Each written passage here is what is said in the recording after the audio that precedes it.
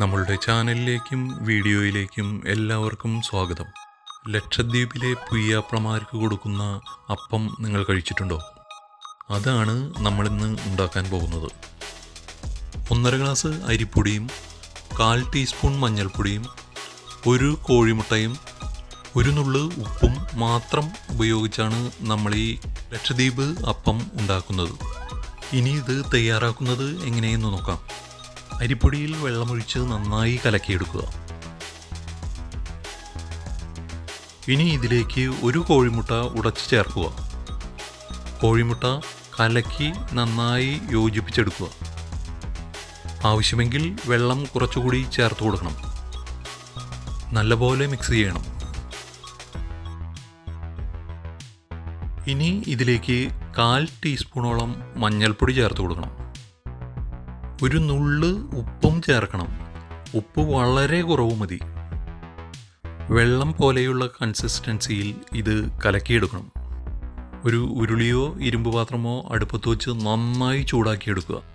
നന്നായി ചൂടായിരിക്കുന്ന ഈ ചട്ടിയിലേക്ക് കൂട്ട് ഒഴിച്ചു കൊടുക്കണം. കൂട്ട് ഒഴിക്കുന്നതിനൊപ്പം തന്നെ പരത്തിയെടുക്കാനും ശ്രദ്ധിക്കണം, അല്ലെങ്കിൽ ശരിയാകില്ല. ഇനി ഇതിനെ അടച്ചു വയ്ക്കണം. 1 മിനിറ്റിന് ശേഷം അടപ്പ് തുറന്നു നോക്കുക. അപ്പത്തിൻ്റെ അരികുവശം തനിയെ വിട്ടുവരും. ഒന്നുകൂടി ഇത് വെന്തു വരട്ടെ. ഇനി പതുക്കെ സൈഡിൽ കൂടി ഇത് വിടുവിച്ചെടുക്കാം. ഇങ്ങനെയാണ് ഈ അപ്പം ഉണ്ടാക്കേണ്ട ബേസിക് മെത്തേഡ്. കുറച്ചെണ്ണം ഉണ്ടാക്കി കഴിഞ്ഞാലേ നമുക്ക് ഇത് നന്നായി നല്ല ഷേപ്പിലും ഉണ്ടാക്കി എടുക്കുവാൻ സാധിക്കുകയുള്ളൂ. വിരുന്നുകാർ വന്നാലോ 4 മണി പലഹാരമായോ നമുക്ക് എപ്പോൾ വേണമെങ്കിലും ഇത് എളുപ്പത്തിലുണ്ടാക്കി കഴിക്കാവുന്നതാണ്. ഇതിനൊപ്പം എന്തായാലും നാളികേരപ്പാൽ ആവശ്യമാണ്. നാളികേരപ്പാലിൽ പഞ്ചസാര ചേർത്ത് നമുക്ക് ഇതോടൊപ്പം കഴിക്കാം. അല്ലെങ്കിൽ നല്ല മീൻ കറി ഉണ്ടായാലും മതി. ചിക്കൻ കറിയോ ബീഫ് കറിയോ ഉണ്ടെങ്കിൽ സൂപ്പർ. എന്തായാലും നിങ്ങളും ഇതുപോലെ ഒന്ന് പരീക്ഷിച്ചു നോക്കൂ.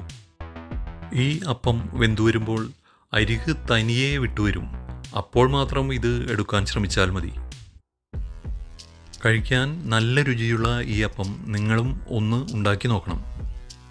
ലക്ഷദ്വീപുകാർ മണവാളന്മാർക്ക് ഉണ്ടാക്കി കൊടുക്കുന്ന പലഹാരമാണ് ഇത് എന്നാണ് കേട്ടിട്ടുള്ളത്. അപ്പോൾ വീഡിയോ എല്ലാവർക്കും ഇഷ്ടപ്പെട്ടോ? ഉണ്ടെങ്കിൽ ഒന്ന് ലൈക്ക് ചെയ്യണേ. അതോടൊപ്പം തന്നെ ചാനൽ ഒന്ന് സബ്സ്ക്രൈബ് ചെയ്യാനും ശ്രമിക്കണം. ഈ അപ്പം കുട്ടികളും വലിയവരും എല്ലാവരും ഒരുപോലെ തന്നെ ഇഷ്ടപ്പെടും.